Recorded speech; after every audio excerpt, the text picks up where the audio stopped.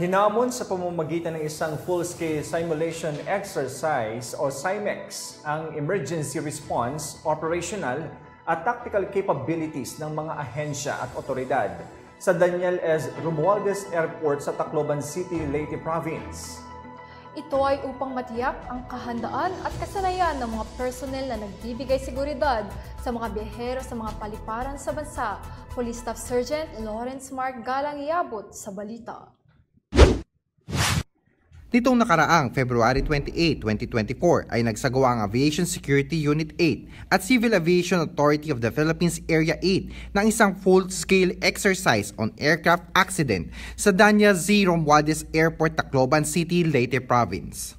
Ang isinagawang simulation exercise or SIMEX ay sinaksihan nila Undersecretary Mark R. Gimenez, Presidential Management Staff for the Visayas Region, Sir Lord Byron P. Toricarion, Director for Office of the Civil Defense Region 8, at iba pang mga ahensya at stakeholders sa paliparan ng DZR. Ang SIMEX na ito ay nagbibigay ng isang makatotohanang pagsasanay sa mga ahensya ng paliparan upang malaman ang kakayahan at pagiging handa sa pagresponde sa mga di inaasahang sakuna na maaaring mangyari at mga kakulangan na kailangan pang pagtibayin. Ang senaryo na ginamit sa pagsasanay na ito ay patungkol sa isang eroplanong na bird strike na kung saan ang piloto ay nagdeklara ng emergency landing sa tower ng DZR Airport at lumiyab. Agaran naman itong nirespondihan ng pinagsanib na puwersa ng Civil Aviation Authority of the Philippines, Aviation Security Unit 8, Civil Security and Intelligence Service, Regional Maritime Unit 8, Office of the Civil Defense, Tacloban City Rescue Unit at Traffic Operations Management Enforcement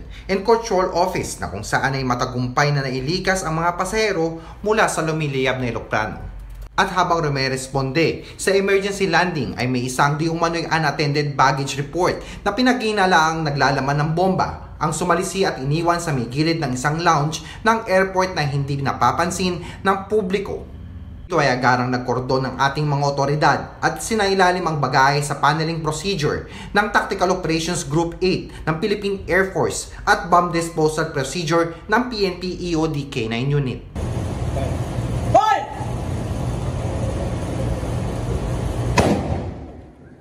Ikinagalak naman ni Mr. Asher Itamar B. Alionar, Terminal Manager ng Daniel Z. Romualdez Airport, ang matagumpay na pagsasagawa ng simulation exercise.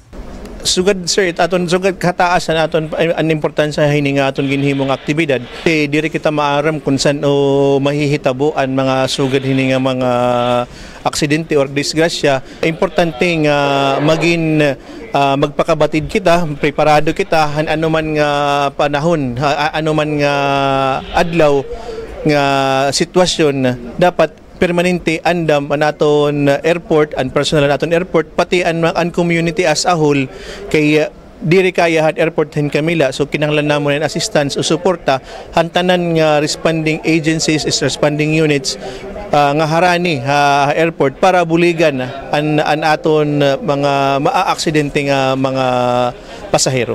Nakapanayam natin sa tulong ng ABSU 8 AG member na si Dan Requies mula sa PRTV 8 Tacloban, ang hepe ng ABSU 8 na si Police Colonel Marjon Lagarde Valuesa upang malaman ang kahalagahan ng naturang SIMEX activity. Actually, sinushowcase natin yung pag-respond ng unattended baggage.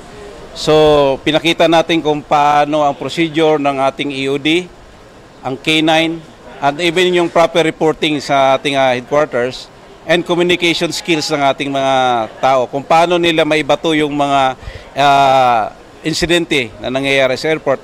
At the same time, ito yung pinapakita natin na ang airport natin ay ready in the event na merong unattended baggage na positive IED. Ayon sa kanya, ang PNP ABSU Group ay handa sa anumang insidente ng unlawful acts of interference at terroristic acts na maaaring mangyari sa mga paliparan ng bansa. Inilahad rin ni Police Colonel Valuesa na sa pamamagitan ng SIMEX activity na ito ay magpapatibay ng handaan ng otoridad sa pangangalaga ng ating mga paliparan. Ang ABSU ay prepared tayo in case of any unlawful interference kasi meron na tayong SOP na ginagawa, kinakandak namin SIMEX dito sa airport. At saka even the locals or the local authorities, the police stations and even regional office are also very supportive sa atin with regards to any incident dito sa airport. At of course, with the help of our CAAP management. At para sa ating mga ginigilaw na pasahero sa mga paliparan, ang Aviation Security Group ay mananatiling alerto para protektahan kayo saan man at kahit kailan. Mula sa kanay nakapulisan na matapat na nagtatanggol at nagpapatupad ng batas sa mga paliparan sa buong bansa.